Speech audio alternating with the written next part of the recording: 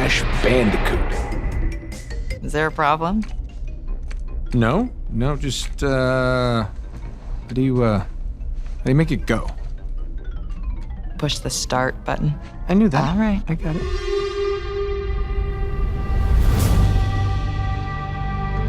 One of the greatest accomplishments of Naughty Dog is just the games that we make, and having done it for 40 years. Yeah, that's a long story, right?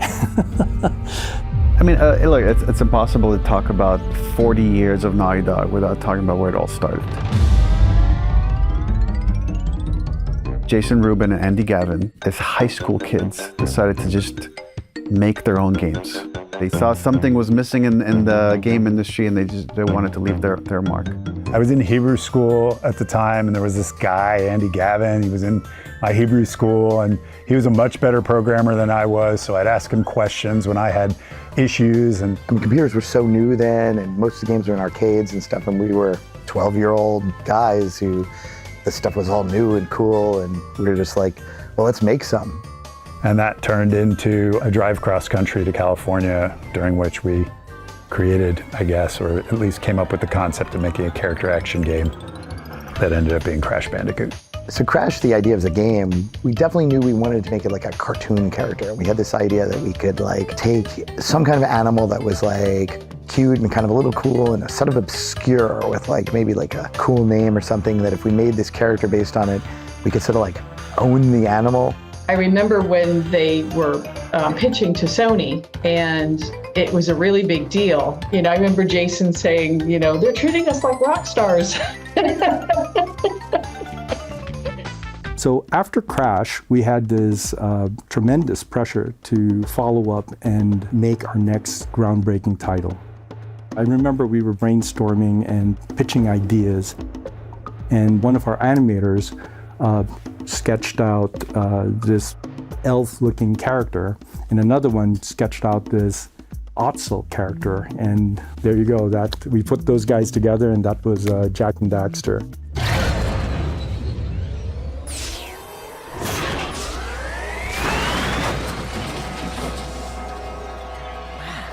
Look at that. When Jak and Daxter came out, there was a lot of excitement because it was PlayStation owners' chance to play a game that is more traditionally associated with like a Nintendo release. I want information. Where the hell am I? Sorry. He's new to the whole conversation thing. We wanted to tell a much more detailed story. We wanted a sort of like immersive, like completely creative world that wasn't nearly as grounded. It was driven tremendously by our sort of gameplay goals of having this sort of like seamless, immersive, very beautiful world that you could explore. We'd love to stay and chat, Big Green, but we're itching to get on with our adventures. In the end, we learned a lot, and all of this development was just preparing us for our next big title. This project was going to be so ambitious that we even codenamed it Big. Here's the thing, kid. We don't get to choose how we start in this life. Real greatness, it's what you do with the hand you dealt.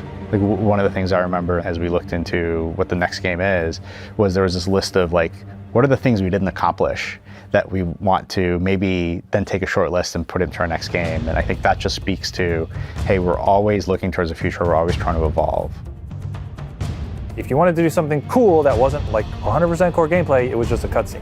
And the goal in Uncharted 2 was like, take all those things that would have been cutscenes and make them playable. And the ambition from there, from like subsequent games, it just got bigger and bigger and bigger. Every Uncharted game always pushes some new technology, some new thing that we want to do. We're trying to create moments that we've never seen in games before. And while the tech has evolved over time, I think there are some core elements that are key to Naughty Dog and our success.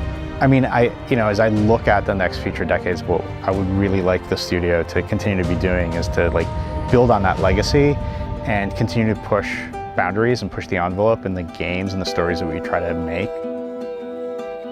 Oh, The Last of Us is about love. The Last of Us is about the duality of love, how it is the best and worst parts of us.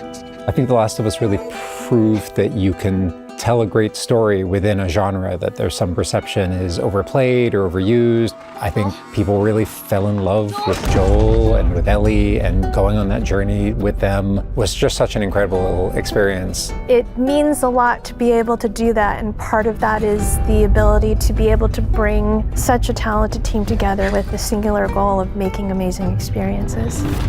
After all we've been through, everything that I've done. Sweet Jesus. Doctor? What are you doing? Can't be for nothing.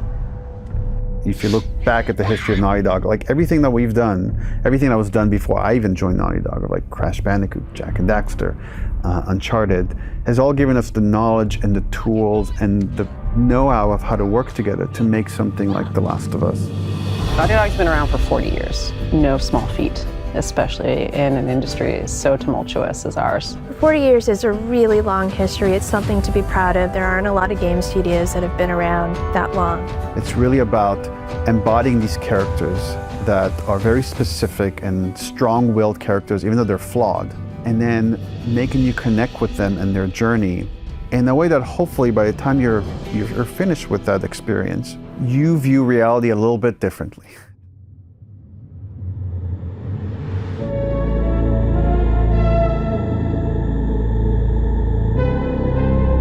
With Intergalactic, we're going to move into a world with new characters and new capabilities. I hope the future holds more of what Naughty Dog has always done, being at the forefront of making entertainment that is of the highest possible quality, telling the stories it wants to tell with depth and meaning. That is the core of our craft, is authenticity. I know our studio will continue to create amazing story-driven, character-based games that touch upon the human experience. Again, the stuff that we build here is bigger than any one person can make. That's one of the things that makes it special. But at the core of it is just this strive for excellence, of like loving what we do and looking back and being proud of the thing that we made.